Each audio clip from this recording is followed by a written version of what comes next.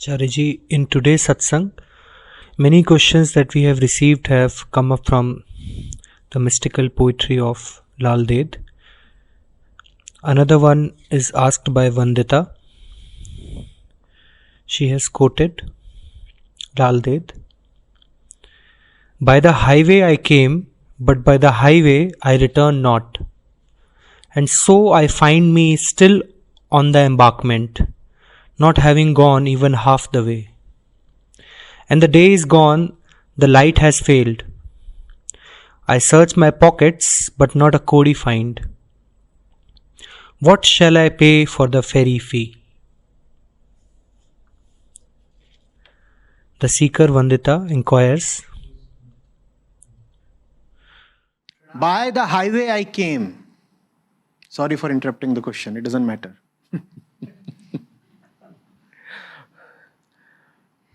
By the highway I came. What is the highway? The womb and the birth canal are the highway. What is a highway? That is used every day by millions. Everybody is using the same road. The birth canal is the highway. By the highway I came. I came through the route of flesh and blood. I came through the route of mortal birth.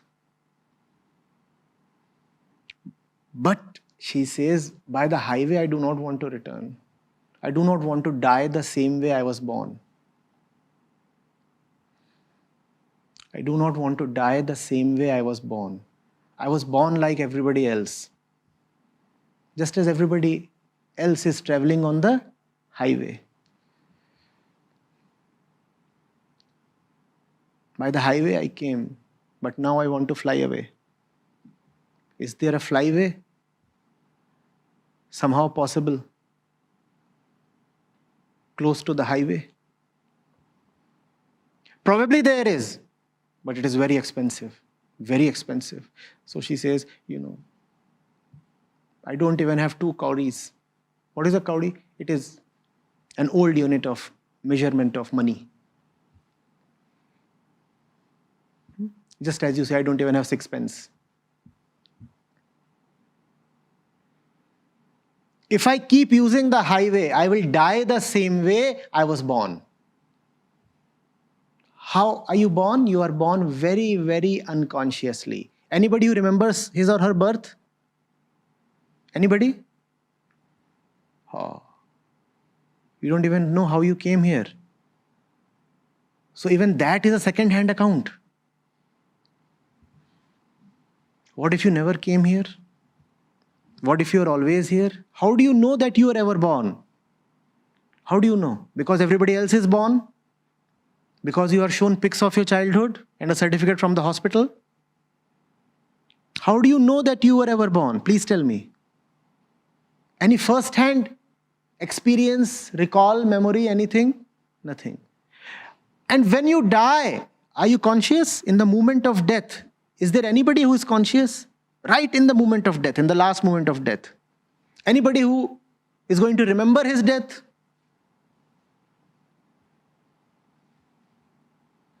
We die the same way we take birth. Unconsciously. Unconsciously we are born and unconsciously we die. And that implies that everything in between is also going to be necessarily unconscious. How can there be pure consciousness between 2 points of unconsciousness? That's the highway, It's a highway of deep unconsciousness. Laldev is saying, by the highway I came, by the highway I will return not, I am determined, because it's a very bad highway. It's a highway through which only the dead travel.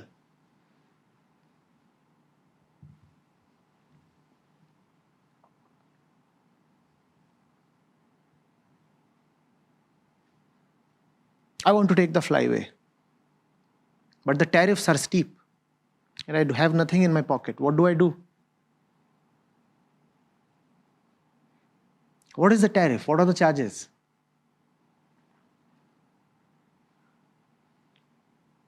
Sadhana is the charge.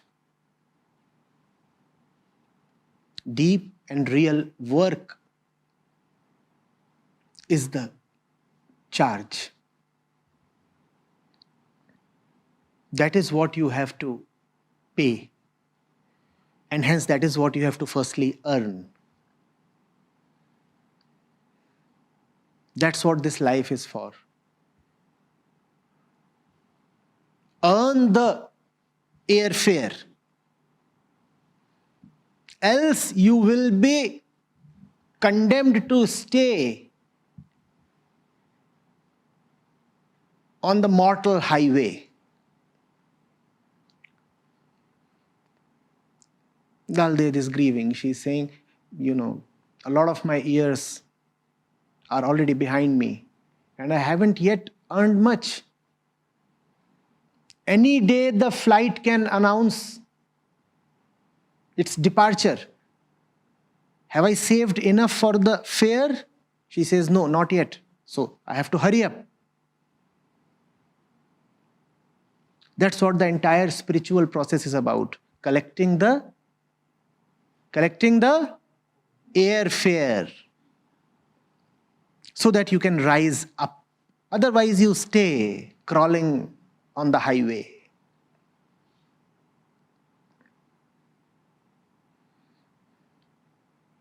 Life is not so that you just remain a crawler, a creeper.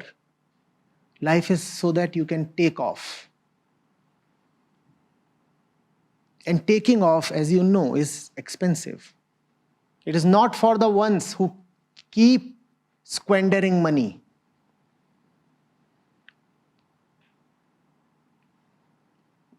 Are you getting it?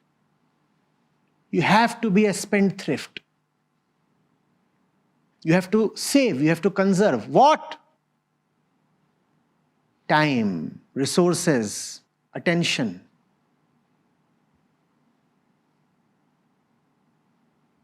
If you keep spilling all these needlessly, mindlessly,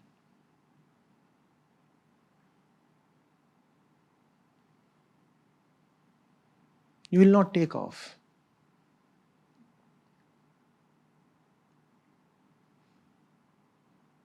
And remember, we do not know the flight schedule.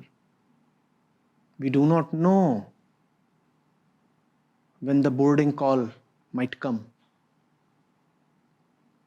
Do we know? And if it's getting too late for Lal Ded, what does that tell about us? If Lal Ded says that she has not been able to save enough for her upward journey, what do you infer about your own spiritual account? How much have you saved? The reference is Lal Ded. Her account is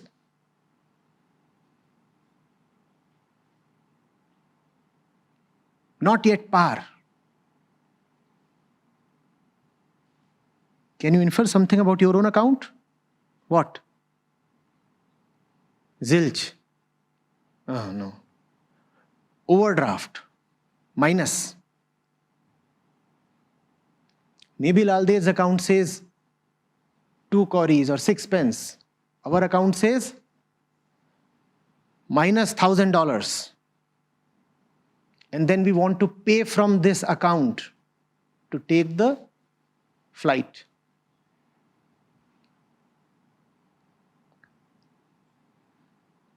Not only is it in negative, we are spending from it again and again and adding nothing to it. Every minute that you waste in an unworthy talk is a stress upon your spiritual account. Every rupee that you waste upon your personal carnal pleasures is a criminal withdrawal from your spiritual account.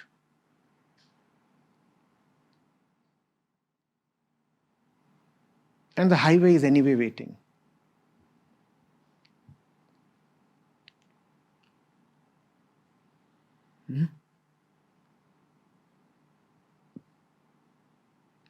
Read the whole thing.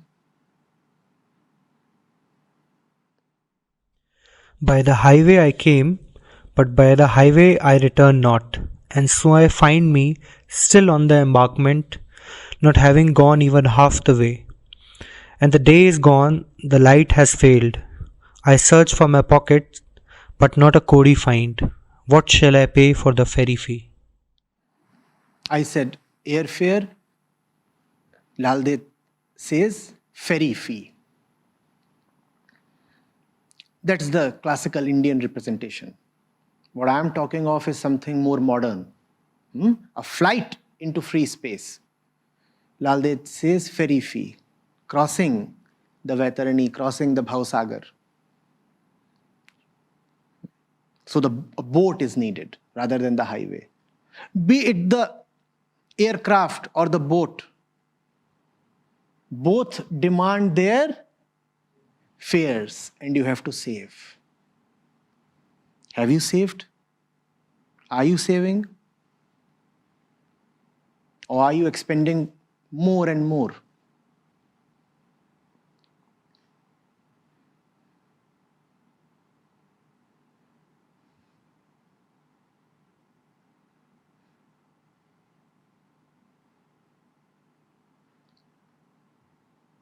Ji, question.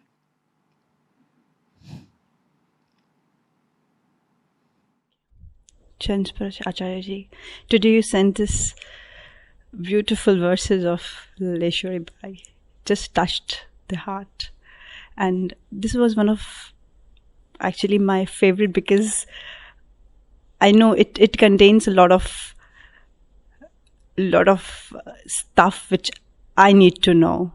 That how do we earn this spiritual money or the spiritual. You don't have to really earn spiritual money. You already have a certain balance available to you when you are born. But then you also have to live, and living also consumes a lot of resources. Living entails expenses. So you have to decide whether you want to spend what you have for the purpose of materialistic, pleasurable living, or do you want to spend it towards a higher purpose? Nobody needs to give you time. Don't you have time? Time is your biggest resource. But we squander away our time in unworthy pursuits, don't we? Nobody is short of time. It's just that people use their time unwisely. Similarly, don't you have the capacity to know and understand? Don't you have the power to attend? You have all these. But then we start attending to all the trivial things in life. Don't we? The power to attend is such a blessing. You can lock yourself upon a thing and come to understand it. But then the thing that you choose to understand is rarely the right thing.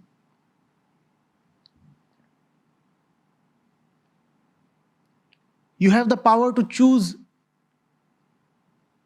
your company, your place, your relationships.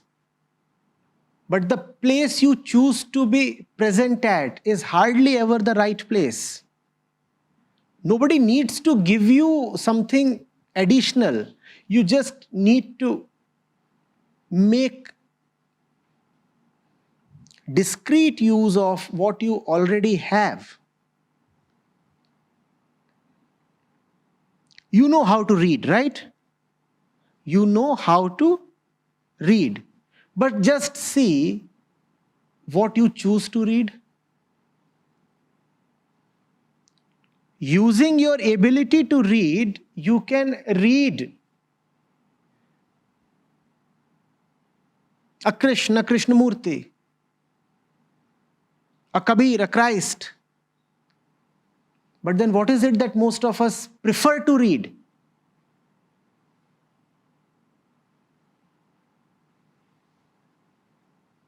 All kinds of rubbish. No? Now, do you need to be taught to read that you already know of? You don't need to be taught to read. You need to decide better what to read. And that's sadhana. Sadhana does not mean earning additional powers. Sadhana simply means making wise use of what you already have. And the one thing that you already have and waste mercilessly is yourself. Your time, your attention, your energy.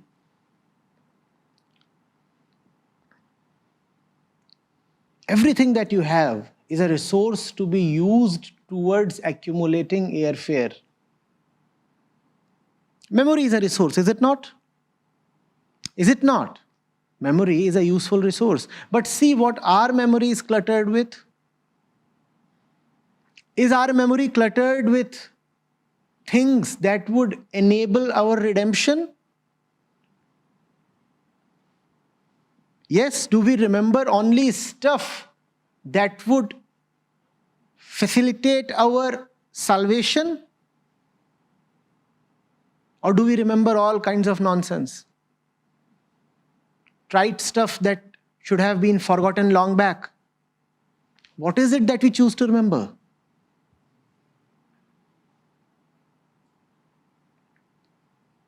That's what Lalleshwari is pointing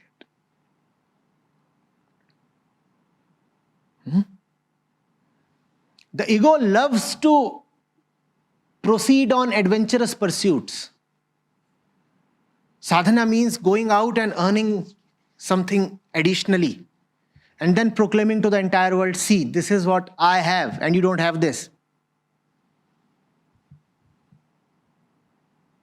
Sadhana does not mean that. Sadhana is much, much more in the sense of negation.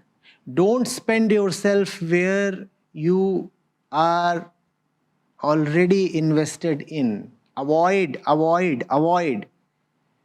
In many senses, sadhana is another name for avoidance. Upeksha. Avoid. Avoid. It's such a great mantra. It can rival any other mantra. It can compete with the most effective mantras that mankind has known. Just avoid. A-V-O-I-D. Avoid. That's sadhana.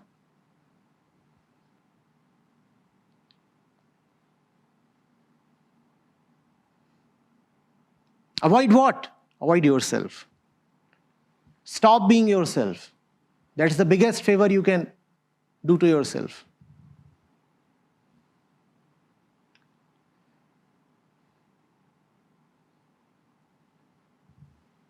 Come out of your own role. This role that you have chosen for yourself is awfully bad. Drop this role.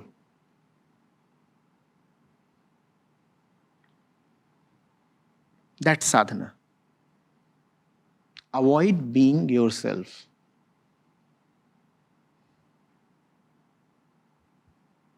How do I do that, Acharyaji? How do you manage being somebody that you should not be? That's much more a difficult thing to do, and you coolly manage that.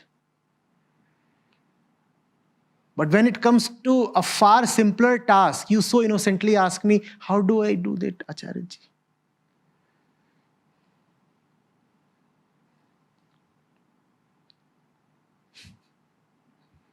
Like my driver,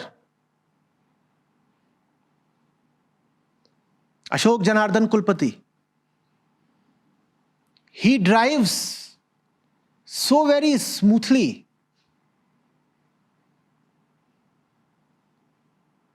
Almost in trance, at speeds bordering on the velocity of light. But when I ask him to drive at 60 or 80, or maximum 100, he similarly, very innocently probes me. How do I do it, Acharya-ji? Bugger, if you can do what you have been doing since the last 2 hours and breaking my back and neck, why can't you drive at 60? This is not a question. This is dishonesty.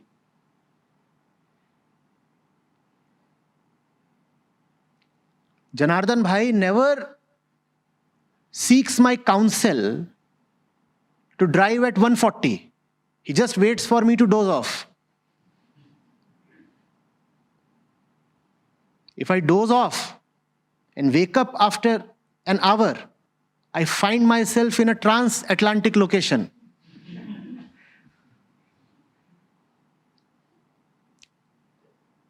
Then he doesn't need to take my counsel. But if I advise or I shout, why can't you drive like an ordinary human being like me? Then he says, it is very difficult. 60 or 70, I will necessarily crash the vehicle.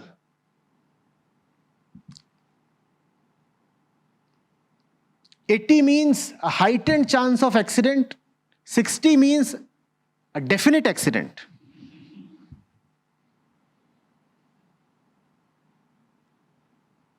This is the kind of inquiry most spiritual practitioners have. How do I do that which is easy and simple? I can only do that which is most convoluted, most complex, most terrible, most sense-defying. That I can do.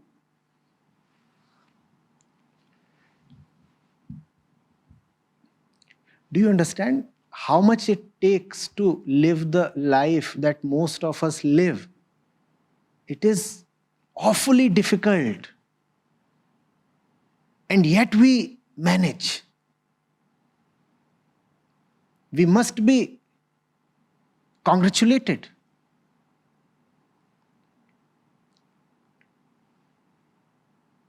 We deserve commendations. The murkier the life you are living, the more entitled are you for a great medal or something. Because it is very, very difficult to live a murky life, is it not? But we have practiced for long. And we have gained great expertise. So simple things, they do not appeal to us now.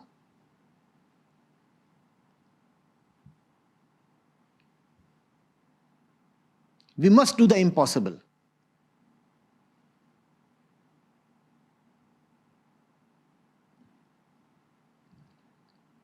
Have you seen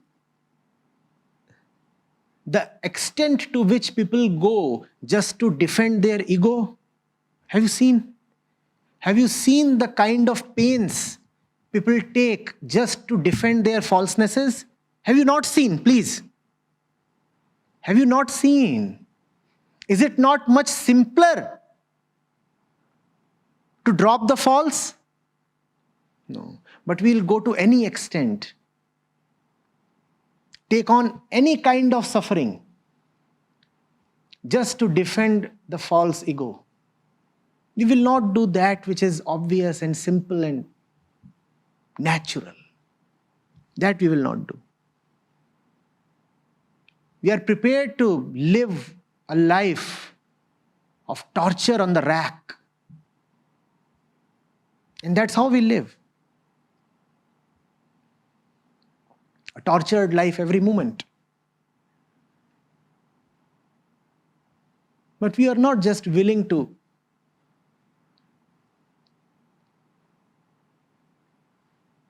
bow this stupid and stubborn head down and admit that we have been fools.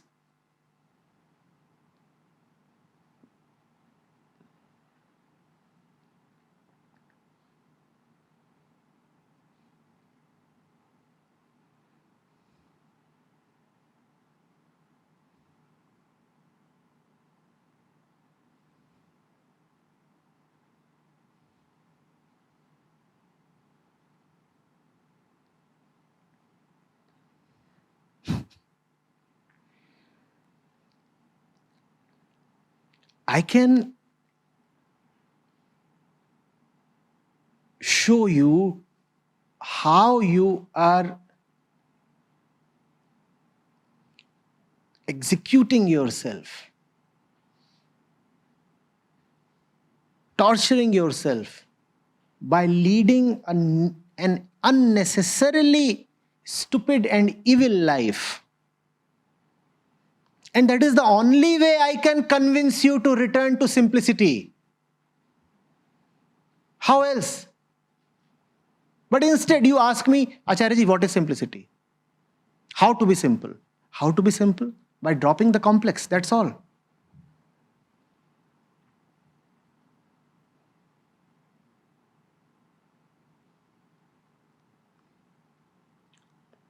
No.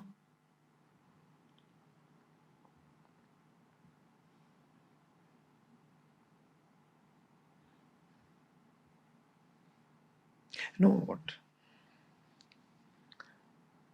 Maya is not an abstraction. Maya is not a concept. Maya is not even in the mind.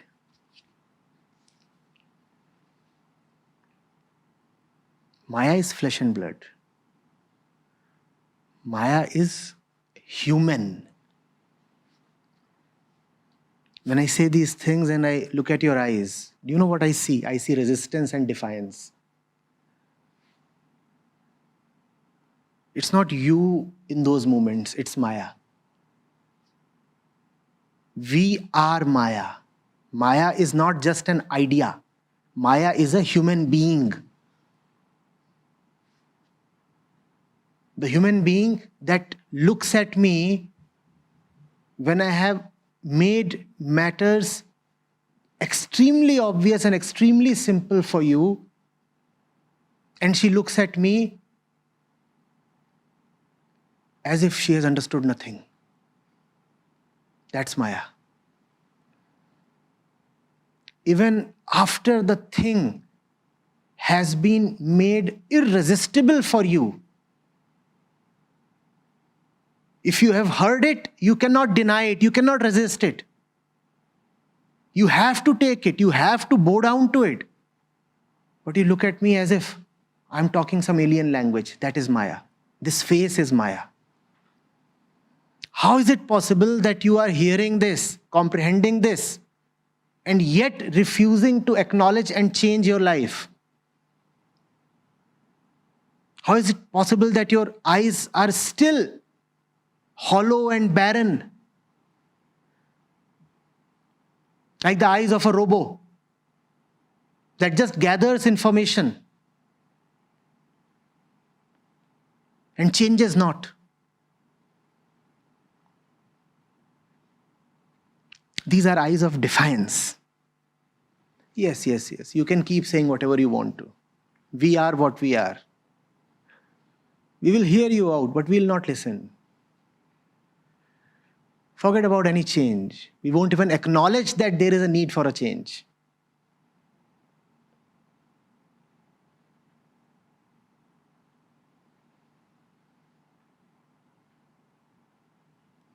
These eyes that look at me as one looks at a wall. In the usual dull, bored, indifferent way.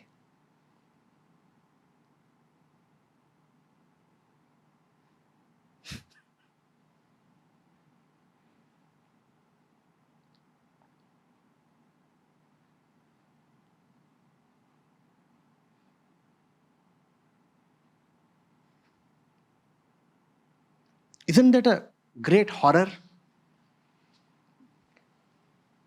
You can tell all that you can, and yet you are faced with somebody who will just not understand.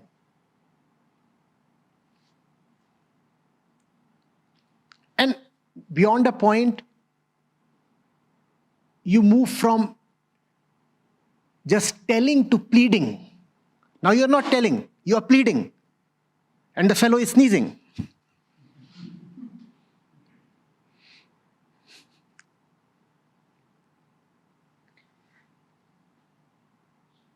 And you are almost on your knees. You are saying, please listen. And the thing in front of you just refuses to understand. It's adamant, I will not understand.